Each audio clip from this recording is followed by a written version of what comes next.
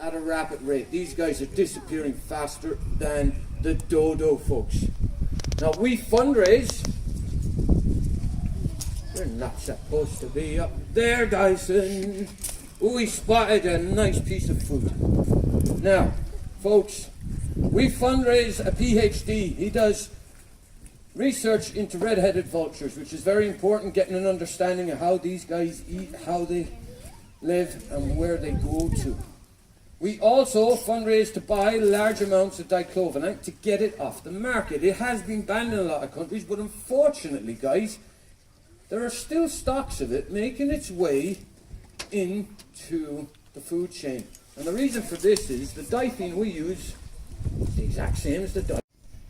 Vulture safe zones. Now, vulture safe zone, guys, is where they buy up cattle that have come to a retirement age. They're released into the vulture safe zone to live out the end of their days, and when that final day comes, because of the decline in vulture numbers, rabies is increasing at an incredible rate. And of course, dogs with rabies are going into urban settings, and people live in urban settings. Just 3 feet wide from up to 4 miles away.